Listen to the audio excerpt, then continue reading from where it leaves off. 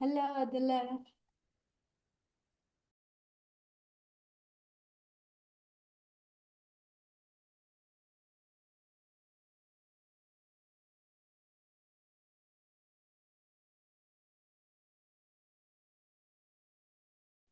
Hello, everyone. Hello, Maria. Hello, Scott.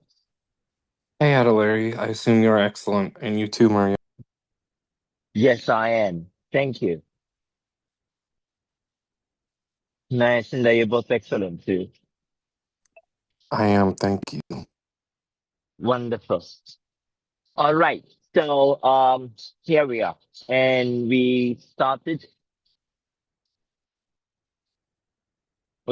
from last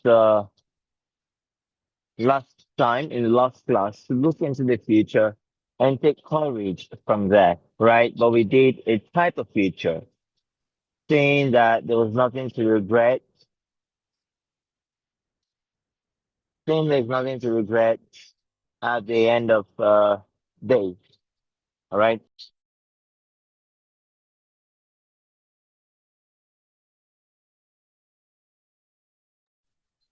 So seeing there's nothing to regret, seeing there is no limit to what you've done in the future by the end of your days. That was what we started with. And I showed you how seeing the future was what made um Clark Kent, right, become able to shift or turn away from guilt. The point of guilt is using what had happened in the past to keep thinking that the future is doomed to just be a repetition of the past. But the point of freedom is actually crafting a future that is completely and entirely independent of the limits of the past or the present.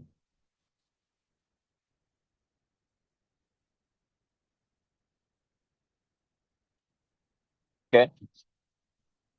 By going into the future and seeing it, you enable yourself to have the courage and boldness in the present to experience an ideal situation. We also did a second thing, all right, which was to imagine, that's actually an exercise I gave it to you. Imagine that you're seeing the future way into 10,000 years or 100,000 years from now, if you care to, where your name is still relevant to humanity and they're all simply so thrilled to witness and be a part of the stories that you have produced or to know you. I mean, you become like the icon they're still teaching their children about, a hero, a legend. If you imagine that, just to be really clear about what that means, actually, when you imagine that, you're not going to be here around 10,000 years from now to see it, right? You're not going to be around 10,000 years from now to see it. But all that means is that you can live your life for the next 10 years, 20 years, 30 years, 40 years, 50 years. You can live it on a level of quality and power that appears like you've got 10,000 years to live within the 50 years. And what that means is every day happens in such a remarkable manner or at such an alarming rate of success, growth, and power. Do you understand that? Since you're not living 10,000 years. You're not going to be here 10,000 years. You won't. You don't have to try to be. You don't have to try to imagine yourself being if you don't want it. And naturally, you don't want to. Everyone that you know is going to be gone. Everyone that knows everyone that you know is going to be gone. Okay? But you can imagine that you live a life today for the next 20, 30, 40, 50, 60 years that looks like you have lived 10,000 years of great quality and just wonder what kind of remarkable success and power is packed in that.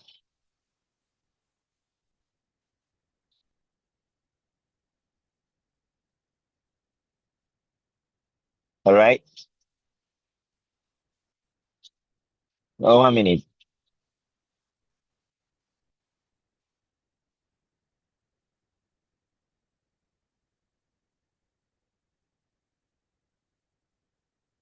Okay. So if you get that, if you get all of this that we've mentioned so far, now we're going to come to another part of unburdening yourself. It's one thing to go into the future and dream, you know, and see ideals, possibilities, and visions from the future that you can draw courage from, that you can actually embolden yourself in the present with it. That is awesome. That is beautiful. But also in the present, you're going to rid yourself of another feeling, the feeling of shame. We've seen guilt, and that's what we've um, made the task to change in the last few days. But then also there's the feeling of shame. Sometime last year, someone reached out to me that, well, she's a coach of the law of assumption, and she's she said she was broke. She didn't like a financial result with money. She didn't like where she was, how she was stuck with money, and she wanted to change that, right? So reaching out to me, I said I listened to what she had to say. Just we had just 15 minutes on the call. And after I heard everything she had to say, first thing I told her was you've got to change your concept. One of the concepts you've got to change was the concept of feeling guilty, actually. There was that. It's funny. That's the general feeling, but it appeared in this precise way. She felt like all she had to do was pay the bills of her kids. If she wasn't paying the bills of her kids, then she'd be guilty for them not having a good life. So she felt the burden to pay bills so much more than actually enjoying the thrill of making a lot of money. Now, that meant success to her at the time was if she could pay the bills, even if she was broke. And that always happened. She always paid the bills, but she always stayed broke. And she never had more money coming any month unless for months when she had more bills to pay. Like when it was time for rent or when it was time for school fees. That was when she'd have a lot more money than usual. Otherwise, she'd have the same kind of money, which only was slightly enough for a family to keep going. Now I told her remove yourself from that guilt and do it by actually dreaming that you're making a lot of money and you just simply want to make more. But you already make a lot of money. Just you're currently making what? Well, imagine you're making 5 times of that, and then you just want to make more. That you just love it. You've already paid every bill in this world. You have excess balance, and you're like, you still would like to make more money anyway. That's the person I asked her to do. Second thing I asked her to do. Well, second, imagine that you aren't ashamed that you don't have money. She had to understand. And she went, oh my goodness, yeah. Because actually I feel ashamed. I'm a teacher of the law. I teach imagination. And then I feel ashamed that I don't have money, that I am broke. And I teach people how to use how to manifest. And I tell them that you can do all things. But at the same time, I'm stuck in the same place for many, many. And I told her, yeah, of course. But you've got to stop feeling ashamed. And I'm encouraging you all to do the same thing. Stop feeling ashamed. Stop thinking that just because something got disappointed around you, that people would judge you, look at you in a certain way, and that you should bow your head because what? Especially this happens, especially when you go back on your word, when there's something that you've committed to, promised that your life was going to be like, but then your life didn't become like that. Then you become ashamed.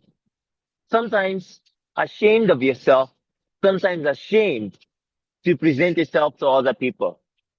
You feel so shameful, especially when your words, the things you've said, don't match the life you're now living. For example, if you had been so hopeful that you would be a millionaire in 2025, and you had even mentioned that to a few friends, but you didn't become a millionaire in 2025. It's so easy to let the feeling of shame creep in, feeling ashamed for failing that way, feeling ashamed like that to people around you. But don't. Feeling ashamed because of those you told that you'd be this millionaire in 2025. Now you didn't. No, don't feel ashamed. Same happens, let's say, for example, that you like to make a lot of money, but you're stuck in debt. Now you don't like it. You don't even like that you get to receive mails or get called for debt that you're owing when you just want to make a lot of money. When you think you have the potential for it and you're trying to reach out for it, don't be ashamed of it. Another is like what she said, feeling ashamed because you're meant to represent an ideal. Maybe you feel like you want to be a kind of dad, a kind of mom to your kids, a kind of partner to your partner, all right? A kind of friend to your friends, a kind of person to other people. You want to be an inspiration, but you're failing at that. You're like, you aren't that inspiration yet. And then you feel ashamed. No, don't feel ashamed. And let me tell you one thing that actually happened magically. The moment you stop feeling ashamed is the moment that the failure you so associate yourself with actually disappears. It appears to you like it's no failure at all. I'm telling you, the very thing that you think, oh, the world is judging me on the basis of this because I failed to experience this, to be that, it's just going to disappear like that the moment you stop feeling ashamed,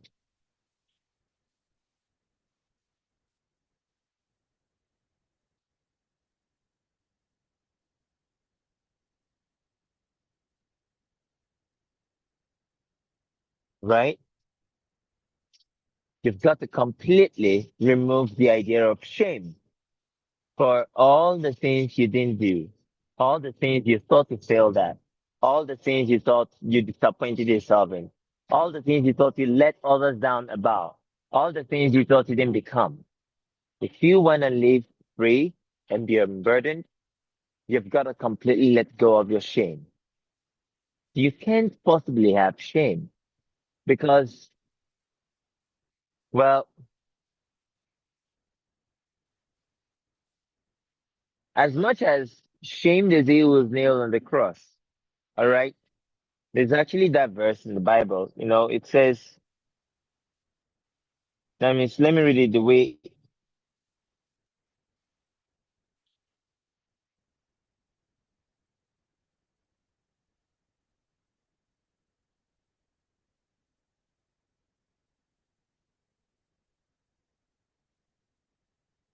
Hebrews 12, verse 2. Let us keep our eyes on Jesus, who is the author and finisher of our faith. He endured the shame of being nailed to a cross. What's the cross? Your body. You see, you find yourself constantly enduring the shame of being in this body, of the weaknesses. Sometimes if it's the shame of having the particular illness, okay? Or the shame of living a particular lifestyle. The shame of wanting a goal and not accomplishing it for the longest time. The shame of knowing that you have so much potential, but you're not even living up to it. The shame of not even knowing what to do with your life. You've got to completely let go of that shame. Even though he was nailed on the cross, look at this. He knew later he would be, let me read it out the way it is here.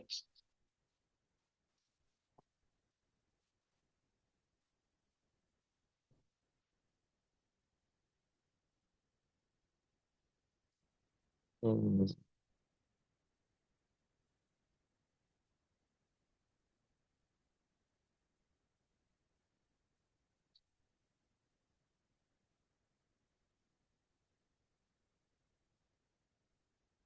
Looking unto Jesus, the author and perfecter of our faith, who for the joy that was set before him endured the cross, despising shame, and sat down at the right hand of the throne of God. That's it.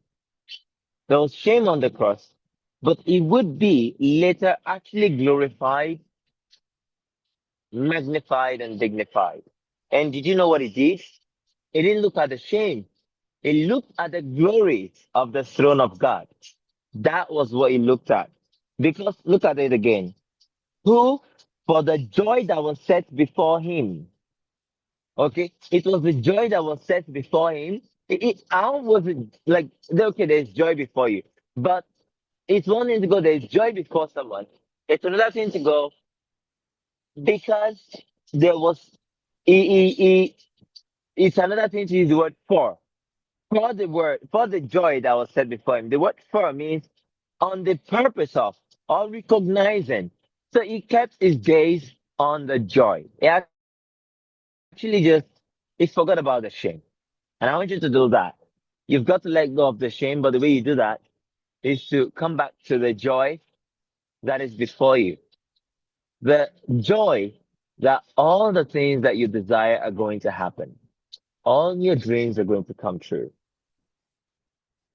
And that all that you want to live in life for yourself and for others are going to be fulfilled. And that is what to place your attention upon.